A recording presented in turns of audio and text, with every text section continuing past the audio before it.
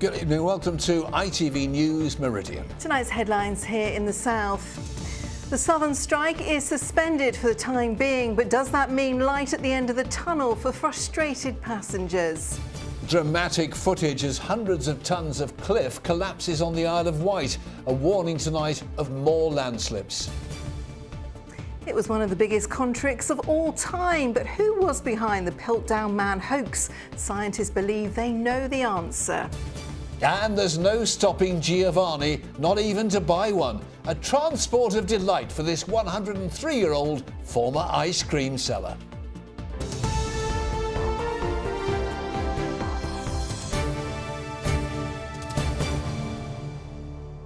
Good evening. There's some hope for Southern Rail passengers tonight. It's been announced this week's strike has been suspended, but the bad news is there will still be significant disruption to services tomorrow. Although guards will return to work, Southern says it will take days for things to return to normal, with a reduced timetable still in place. And although talks between the company and union leaders will resume tomorrow over the role of guards, there is still no sign of agreement, as Phil Hornby reports. It's not exactly time for Southern passengers to crack open the champagne, but it is perhaps a glimmer in the gloom. It's far better to talk than to strike, so yeah, it's good news that they're talking. Let's hope they reach a resolution. If the government back down, or if Southern Rail back down, then it just opens up a whole new ball game for everybody else to do the same. So it's reduced service, so it's back to normal then. On the train! Keep the guards! On the train! Day 3 of the strike had begun with an early morning protest outside the Department for Transport in London. The RMT noisily claiming the government was sabotaging peace talks. Well, we suspect that there is massive government interference. Are you saying the government are preventing a solution? I suspect that's the case. We thought. Why would they do that?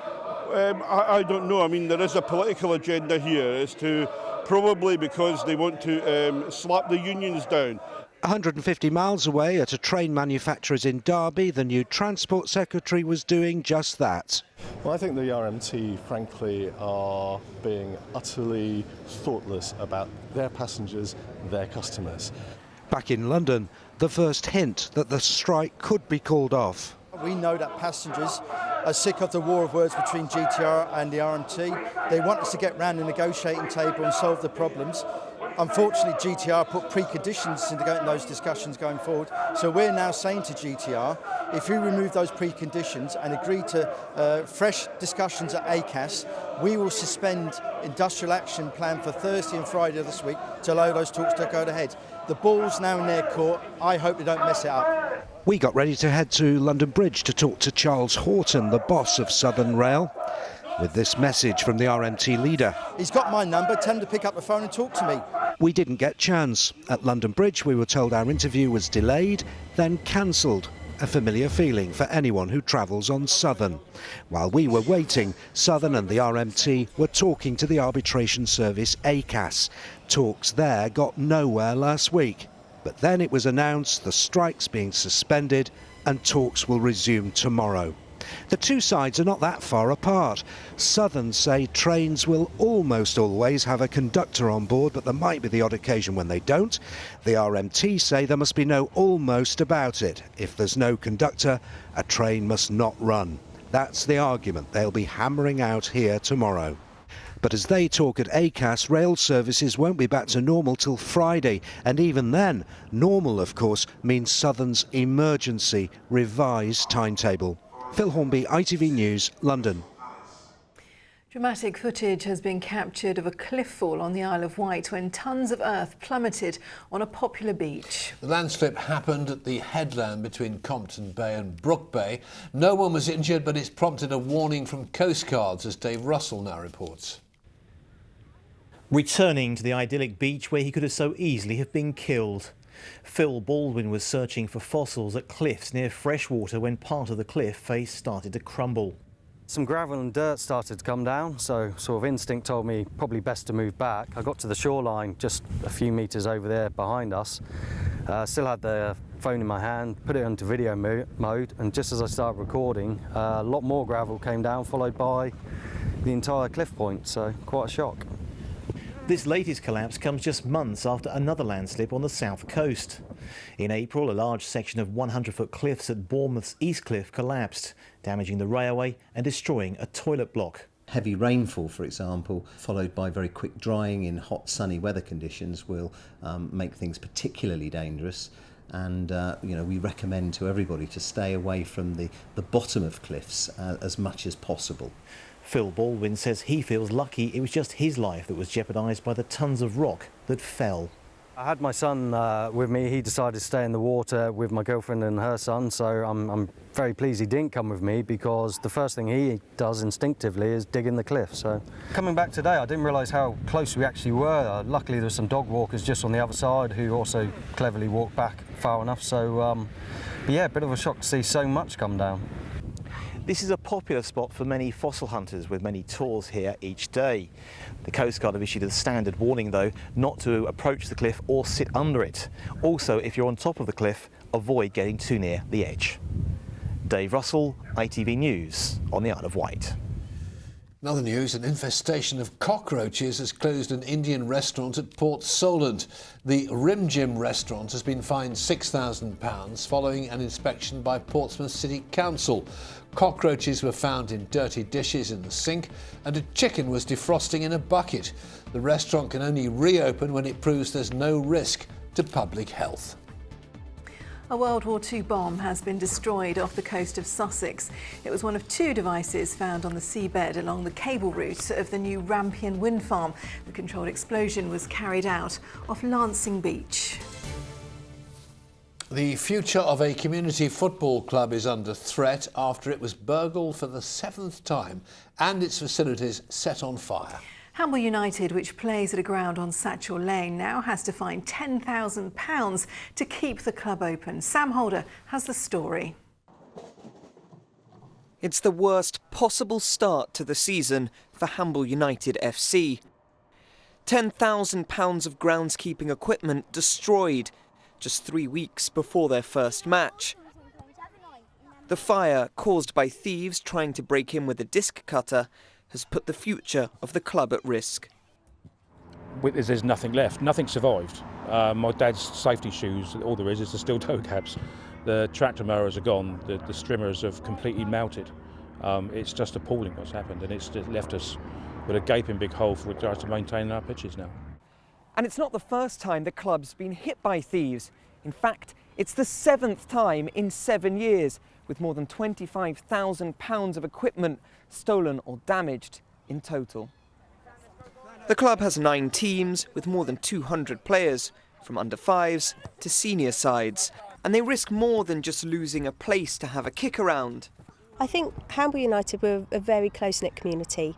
The dedication of the teams here, both the young and the older teams as well, they come down here, they train, they go and do their matches, but they also socialise outside of their training session.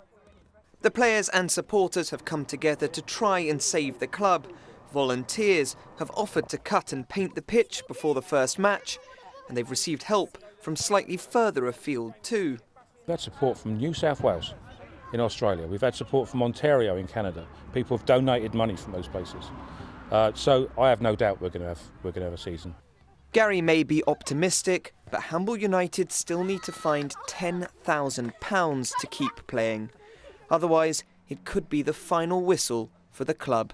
Sam Holder, ITV News, Hamble.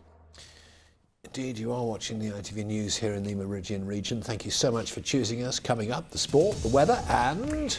Cheers! Lauren Hall, and sadly not us, will be sampling the delights of the Great British Beer Festival. Sounds lovely. For all of our stories, do head to itv.com/Meridian.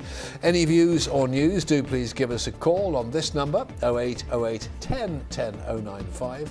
Or you can get in touch via Facebook, or should you prefer, then why not send us a tweet at ITV Meridian.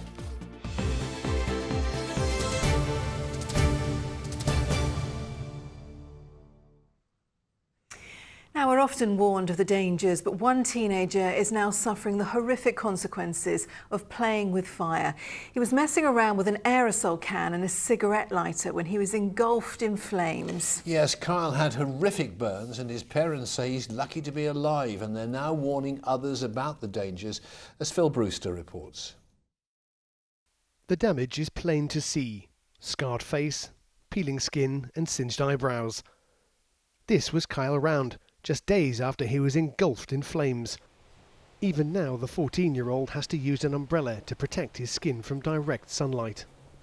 Today, he and his father Wayne returned to the woods, where 2 weeks ago Kyle had been playing with a friend. It was here the teenager used an aerosol can and cigarette lighter to make a makeshift flamethrower when disaster struck. Took the lighter in like a hedge, and I kept walking, the can got hot and I dropped it and it exploded. My friend heard the explosion, turned around and described me as the Human Torch. In severe pain, Kyle flung himself into this brook before staggering up to a nearby pub. When his father Wayne arrived, he could see the damage was extensive. His face was all peeling, it was really red, like all blistery sort of thing. His arms was just all raw and not good to look at. Kyle spent the next 5 days in hospital while doctors bandaged his arms and treated burns to around 12% of his body. His skin is slowly recovering, but he still needs creams on his face and arms to prevent infection. He also takes tablets 3 times a day to lessen the pain and may still need a skin graft. His family say he's lucky to be alive. Could have been a lot worse. He could not be here now. Had he swallowed some of the flames, it would have burnt all his insides and possibly it could have been life-threatening. So your message to anyone who's messing around with canisters and cigarette lighters? Just don't do it. You don't want to end up like me, it affects your life quite bad. Kyle's been told it could take up to 4 years for his skin to fully recover. His family say they hope his experience will act as a warning to others about the dangers of playing with fire. Phil Brewster, ITV News. A dog which spent 4 days wedged in a 9-inch gap in Newberry has been reunited with the firefighters who rescued him. Welsh Terrier Murphy had his owners in a state of panic when he ran out of the front gate. After days of searching, he was found stuck between 2 walls in a neighbour's home. It took fire crews hours to free him. From my angle, I could see he couldn't move forwards or backwards because it was so tight. We thought if we could look from above, then we'll be able to get a better view, maybe even have to cut away some roof to lift him out vertically. But when they pulled the pipe out, it was like a door opening and he just managed to wiggle his way forwards. Luckily, he was so thin by then, he could get it out. Tears all round, you know, it was great. He was really thirsty, really dusty. It was a lovely sort of moment, really. You know, it was a really happy ending. Happy ending indeed. Now, a few names to jog your memories, especially if you're of a certain age, having enjoyed a pint or two in the past. Courage at Reading, Wotton is at Alton, Strong & Co from Romsey. They're all big breweries, and I know that because Fred told me earlier. Sadly, they're now consigned to fading memories and the history books. Bit like me, really. Well, that's right, but their demise has seen the birth of dozens, if not hundreds, of small, independent concerns. And they're tempting the palates of discerning drinkers at the Great British Beer Festival this week. Lauren Hall has been to sample what's on offer. 50,000 people here for just one reason. Here for the beer? Yes, I love my beer and I love real ale. It really is a good day out and has the benefits of brand new tastes and flavours. This week, this hall effectively becomes one giant pub. It's the Great British Beer Festival and people come here to sample beers, ciders and perries from all over the UK. It's the place to be to sample some of our region's very best brews. A number of our breweries even have their drinks listed in the top 20. And a vanilla stout brewed in Berkshire has been named this year's Champion Beer of Britain. The South has plenty to offer, according to the head brewer at Harvey & Son, based in Lewes in East Sussex.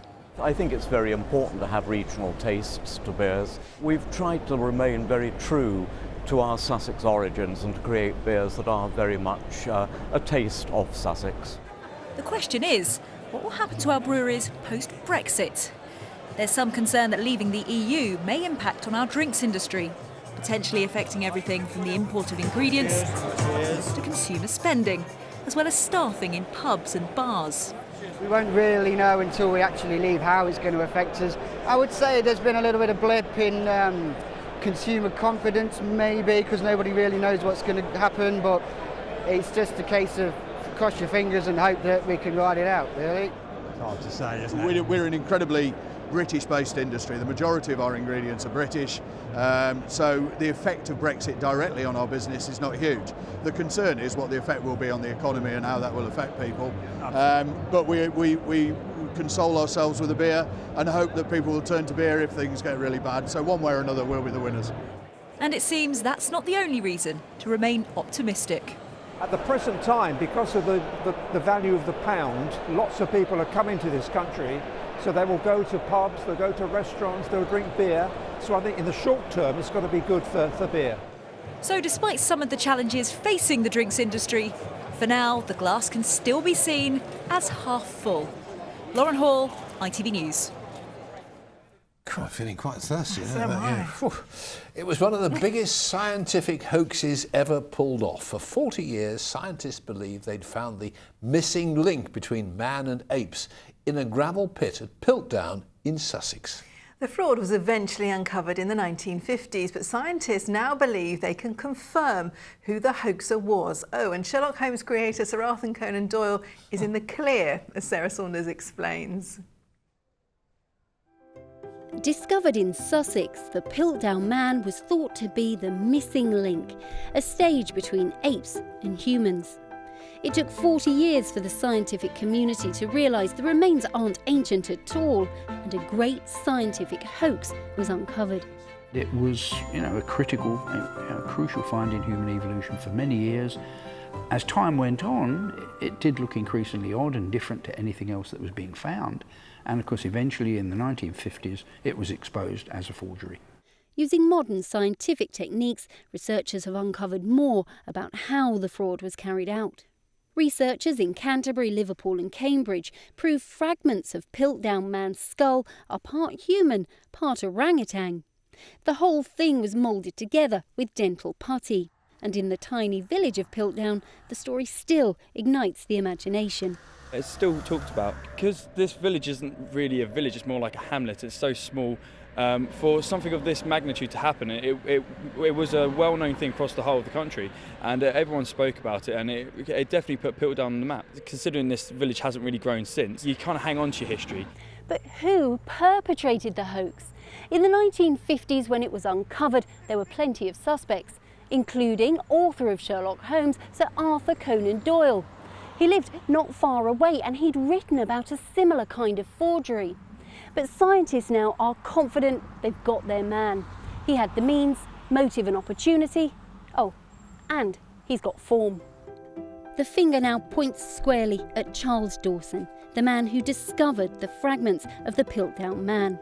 He'd done something similar before and had access to all the discovery sites. Well, I should add a caution that obviously Dawson's central to it, and we know he must have been involved in the planting of the material at Piltdown 1 and 2. You could still argue that someone was helping him behind the scenes, giving the material. That's still possible. The story of the fake skull, which led to a real-life whodunit, has an ending. For now. Sarah Saunders, ITV News. The mystery solved. Well, as we speak, it is precisely 6:19. You can't say fairer than that. Time to cross to London to find out what's making the headlines on the ITV Evening News. With the details now, Charlene White. Trouble on the tracks as the Rail Workers Union announces more walkouts. This time it's Eurostar, the third rail service affected this summer. And go!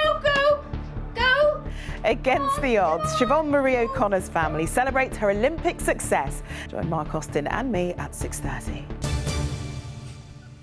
Now, the Duke of Edinburgh is no stranger to the Isle of Wight during Cows Week, but today he was there to recognise the achievements of a cows company that's just won an award. Yes, Spinlock provides equipment to 25 countries, and today the Duke presented them with the Queen's Award for Enterprise, and Sally Simmons can tell us more. The Duke of Edinburgh arrived at the Spinlock factory, greeted by Chief Executive Chris Hill. Prince Philip presented a Queen's Award for Enterprise to the cows company with a 40-year history here. The Duke's affection for the Isle of Wight goes back decades. In 1949, he began sailing with the late yacht designer Arthur Fox. The Royal Yacht Britannia was moored at Cowsweek for over 40 years. And Prince Philip raced yeoman through to the 1990s. But today he shared his extensive sailing knowledge, asking insightful questions about new technology at Spinlock. One of the most innovative products is used by Ben Ainsley and the crew of Land Rover BAR. Spinlock have combined a buoyancy aid and a rash vest so that it's completely streamlined. I think he was fascinated by our move from hardware products, things that you control the sails with, into a completely different area. And I think he was really pleased to see that we've been able to grow the company a lot on the back of that. We didn't know what to expect, and then we just took his lead, and he just went around and involved everyone and was, really interested. It was great. Better than I could have expected. It was lovely. Prince Philip has spent 3 days on the island, keeping a close eye on the racing as well as the ropes. Sally Simmons, ITV News, Cowes. Right, time now for a chap who's never all at sea, our own little sporting skipper, Andrew Pate. Aye, aye, Captain, We thought we'd be celebrating tonight. The men's quads are strong hopes for a medal, but for the second time this Olympics, the rowing has been postponed because of bad weather.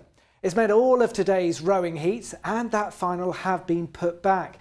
And for those gearing up to watch their club mates back at the Leander Club in Henley, the champagne is on ice. Everybody's in good spirits because I think still the anticipation is there, and some of the racing has been absolutely excellent in order to get them to the semis or the finals, wherever they are in their event. And so therefore we know there's good racing to come. I think the frustration is when's it going to happen? And real highs and lows for our sailors. Nick Dempsey from Weymouth is still on track for a gold medal. He'll become the most successful male windsurfer of all time if he wins, to add to his bronze in Athens and silver from London, and is currently leading by just 1 point. But Bryony Shaw was knocked back by a plastic bag. She was in second place in that race until the bag got wrapped around her fin. When we spoke to the Royal Yachting Association last week, they said pollution in Rio was a big concern. One of the big challenges for a sport like sailing in any major city is always pollution. And if you like, the great thing is the Games does bring that awareness on the hosts each time.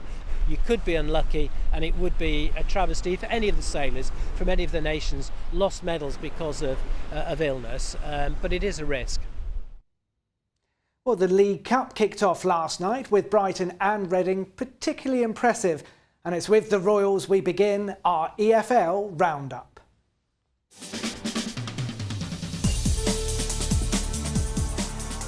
It's 2 wins out of 2 for new Reading boss Jaap Stam. John Swift's free kick flicked on by Joey van der Burg. Fresh from his heroics at the Euros, Welsh star Chris Gunter nearly scored, but Roy Behrens was on hand to seal the win.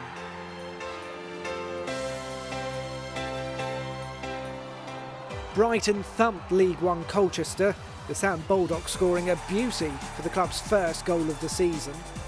Jamie Murphy was sharp to nip in and increase the Seagulls' lead. Elvis Manu then scored his first professional goal for Brighton. And Murphy made it 4, with all the goals coming in the last 26 minutes.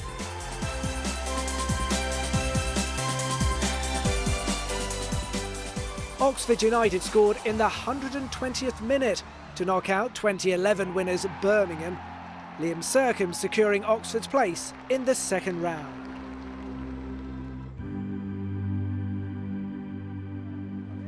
But Crawley are out, losing to Championship side Wolves. Our League Two side did hit back 5 minutes later, Enzio Baldwin with the header. But new Wolves boss Walter Zenga grabbed his first win, thanks to Connor Cody's diving header. And Crawley finished the match with 10 men, when Mark Connolly received a second yellow card.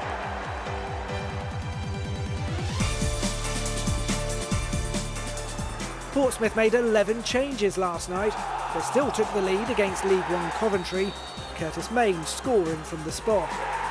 Pompey's young defence disappointed with the equaliser. The home side took the lead with 8 minutes to go. But Cole Naismith's brilliant free kick took the game into extra time, only for Coventry to grab a winner and allow Pompey to concentrate on their promotion push.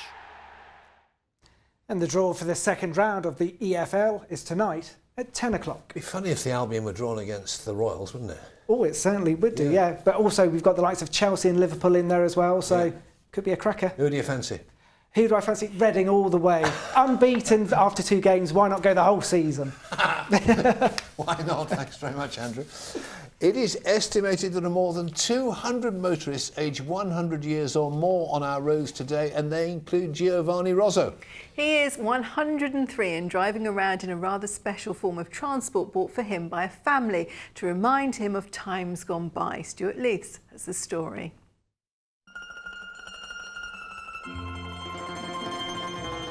He didn't just get to 99, flake out and retire to a life in the slow lane. At the age of 103, Giovanni Rozzo is still an active motorist. And as a reminder of almost 30 years he spent as an ice cream salesman, his family bought him this vintage van. I worked for 27 years in ice cream trade. I retired when I was 82 years old.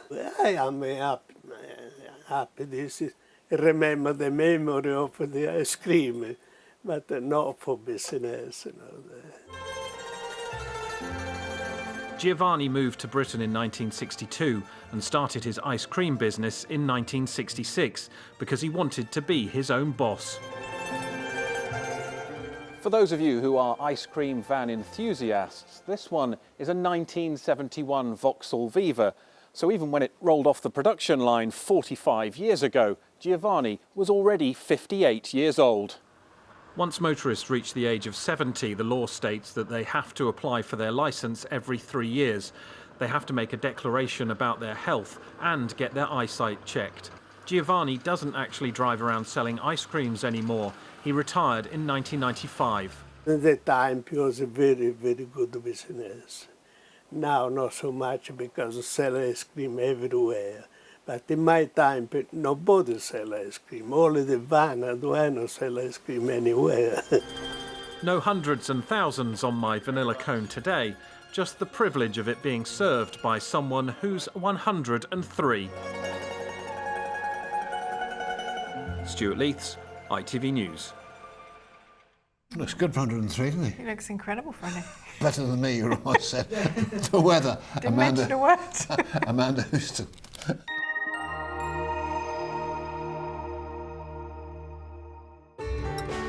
From blizzards to pool, driving through Europe. Eurotunnel the Shuttle sponsors ITV Meridian weather. Hello again. Well, if you are out and about with the kids over the next few days, the weather overall not actually looking too bad. Now, we may see 1 or 2 showers throughout tonight and into tomorrow, but then plenty of sunshine will be developing and it is turning increasingly warmer too. Now, for the rest of this evening and tonight, for most of us, it will be a dry end to the day. But as the night goes on, the cloud is going to increase. So we may just see 1 or 2 spots of very light rain in places. But for most of us, it will be dry and quite mild compared to recent nights with those temperatures not really falling below 13 degrees.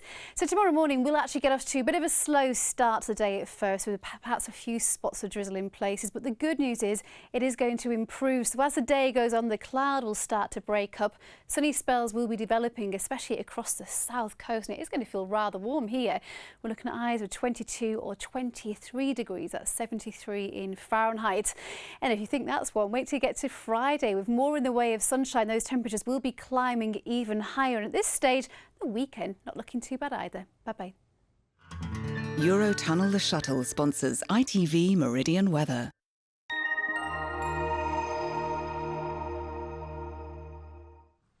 Now in just a moment, the ITV Evening News with Charlene Wight and Mark Austin. Stacey's got Outlet News. Join her if you can. But for now, from the whole team here at ITV Meridian, thanks very much for watching. Take care. Bye-bye.